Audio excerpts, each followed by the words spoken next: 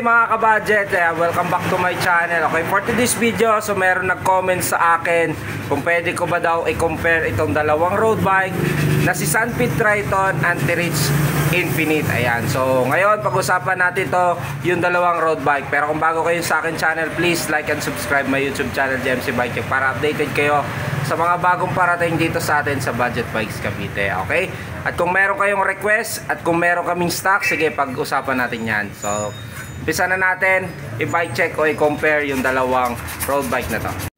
Okay, good day mga kabudget. Ayan, so compare na natin itong dalawang road bike na patok sa market. Ayan, so nag-request, challenge accepted boss. So umpisan ko muna dito i-bike check itong Sunpeed Triton. Okay, si Sunpeed Triton natin ay size 53. So size 53 yung available namin. Kulay gray, smooth weld, alloy frame. Ayan po kung mapapansin nyo sa kanyang frame, napakaangas.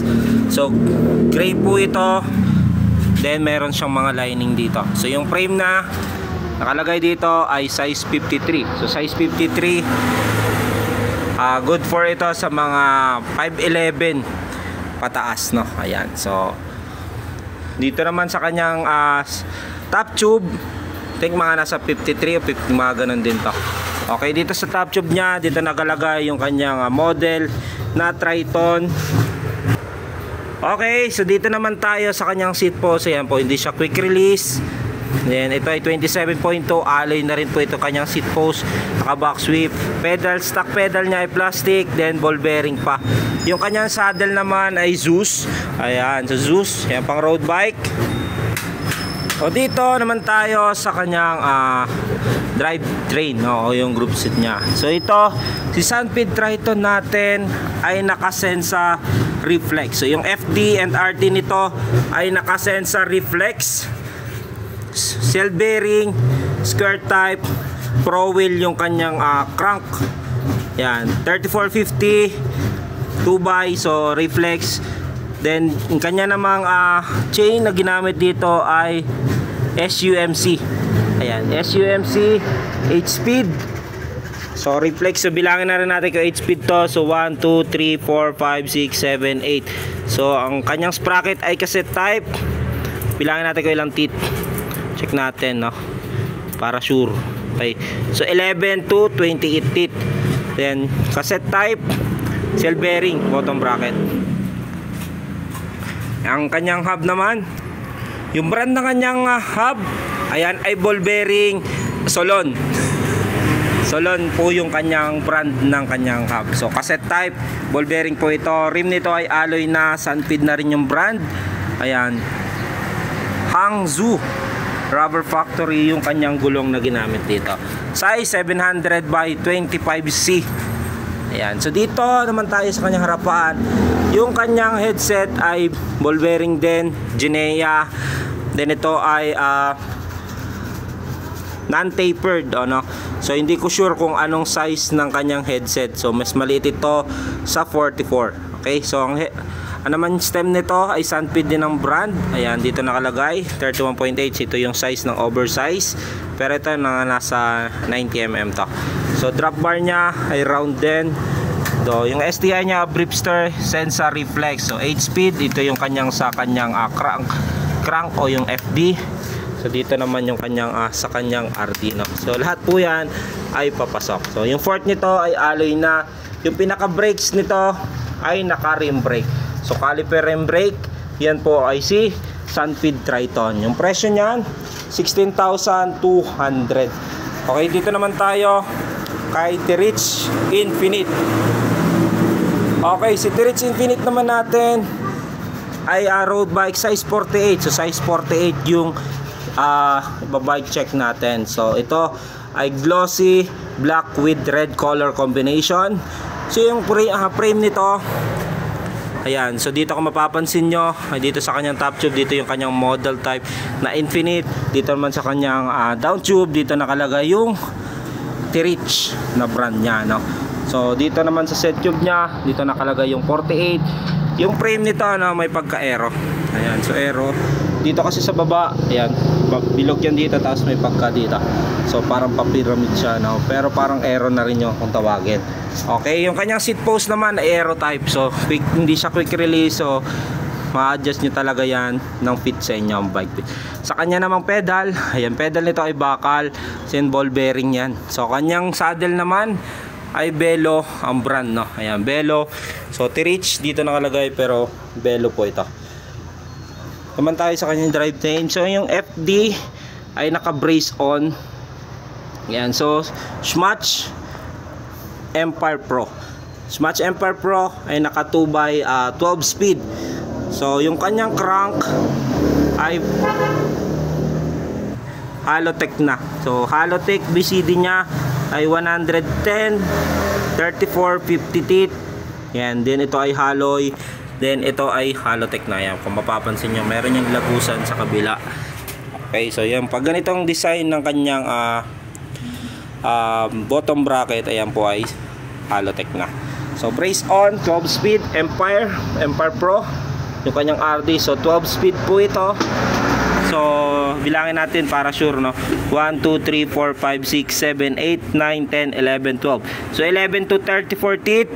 Yung brand ng kanyang hub ay Solon. So ball bearing din ng Solon, pero ito yung naka disc brake niya. Rim, ayan, triple wall alloy. Then T-Reach din ang brand.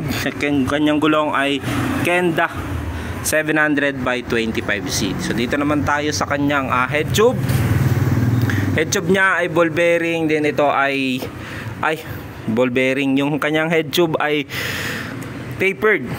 Ayan, so yung kanyang headset ay Genea ball bearing. Yung kanyang stem naman, I think mga nasa 60mm to, mga ganon. Then dito drop bar niya ay round.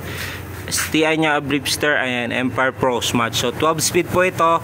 So lahat din yan ay papasok. Halos same lang din yung Smatch sa Sensa na gamit, no? So ang difference nila, depende na lang sa speed, no? So kanyang fork naman, ayan, ay alloy. And then ito ay may pagka-aero na rin, no? So dito quick release yung harap likod. So ito yung preno nito ay naka-disc brake na. So ano nga ba yung comparison nilang dalawa? So sa presyo, ito ay dating 20,900, ngayon ay 16,299. Ito naman ay dating 17,500, ngayon ay 16,200. So ano yung difference ng dalawa? So pag-usapan natin isa-isa.